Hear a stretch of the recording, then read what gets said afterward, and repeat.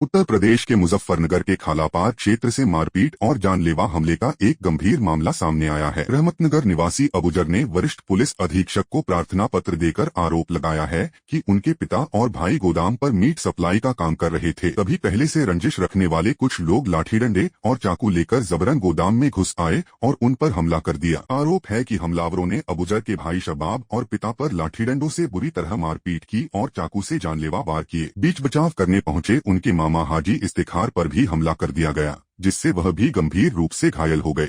दोनों घायलों को पहले जिला अस्पताल मुजफ्फरनगर ले जाया गया, जहां डॉक्टरों ने उनकी हालत गंभीर देखते हुए उन्हें दिल्ली रेफर कर दिया। पीड़ित परिवार का कहना है कि आरोपियों के खिलाफ थाना खालापार में मुकदमा दर्ज है, लेकिन इसके बावजूद आरोपी खुलेआम घूम रहे हैं। अब परिवार ने पुलिस प्रशासन से मांग की है कि मामले में और सख्त धाराएं जोड़ी जाएं और आरोपियों को जल्द से जल्द गिरफ्तार कर सख्त कानूनी कार्रवाई की जाए। मेरा नाम बिट्टू है जी। हम मदद की गुहार लगाने आए हैं एसपी साहब के यहाँ। मामला ये था सर, 3 तारीख की सुबह करीब 5:30-6 बजे के करीब हमारे बड़े वाले भाई हैं शबाब, जो लाइसेंस का गोडाउन चलाते हैं मीट सप्लाई का।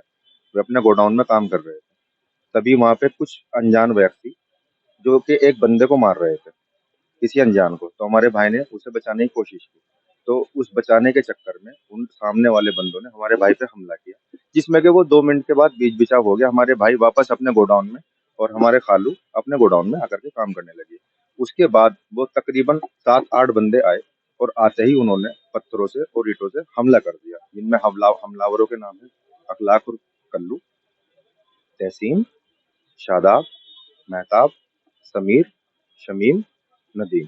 शिकायत सर हमने पुलिस प्रशासन में दी, जिसमें के हमारी पहले कार्रवाई हो गई। धाराएं दोनों की सेम है, जिसमें कि उन्होंने जो पथराव किया और छुरियों से हमला किया, उसमें हमारे एक मामू हैं जो बीच बिचाव में बड़े छुटाने के लिए, सिर्फ ओनली छुटाने के लिए, तो उनकी नाक पे उन्होंने ईंट मार करके उनकी हड्डी फ्रैक्चर कर दी और हमारे भाई शबाब के पीछे से छुरी से हमला किया। उन्हें ऑन द स्पॉट हम लेकर के गए ये अपने जिला अस्पताल, वहां से उन्हें मेरठ रेफर कर दिया गया। इस बीच में आमने सामने की लड़ाई हुई। हमने अपने बचाव के लिए हमने भी ईंट पत्थर फेंक के मारे, तो उनके भी 2 बंदों के चोट आई है, उन्हें भी उन्होंने मेरठ रेफर कर दिया।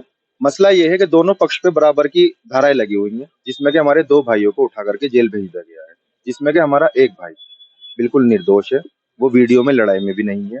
उसका नाम है शबलू उर्फ आबाद।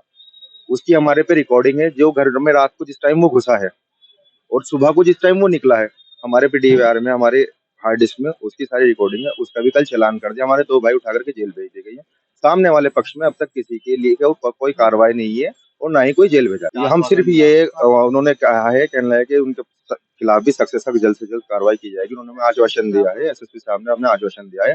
हालांकि चौकी इंचार्ज ने और कोतवाल ने भी हमें यही आश्वासन दिया है, बट अब तक उनके खिलाफ कुछ हुआ नहीं है, कोई पकड़ा नहीं गया है। हम कल भी आए थे और आज भी आए थे। बिल्कुल जरूर, क्यों नहीं होगी सर, जब हम भी पीड़ित हैं। अगर वो पीड़ित है तो हम भी पीड़ित है। हमारे खिलाफ कार्रवाई हुई तो डेफिनेटली उनके खिलाफ भी कार्रवाई होनी चाहिए। एक वीडियो के माध्यम से वो बार बार ये कह रहे हैं कि एक वीडियो के माध्यम से सबकी पकड़ दकड़ होनी चाहिए। अगर वो वीडियो का माध्यम रखते हैं, हम इस चीज को सपोर्ट करते हैं कि नाहक कोई नहीं जाए, चाहे उनकी तरफ से चाहे हमारी तरफ से। मगर हमारा तो एक नाहक था, वो जेल जा चुका है कल 307 लगा करके। उनके जितने ना, हम यही चाहते हैं कि सिर्फ और सिर्फ जो कार्रवाई हमारे पे, जो धाराएं हमारे पे हैं, वही धाराएं उन पे हैं। जो हमारे खिलाफ कार्रवाई हो रही है, वही कार्रवाई उनके खिलाफ हो, और कुछ नहीं चाहते।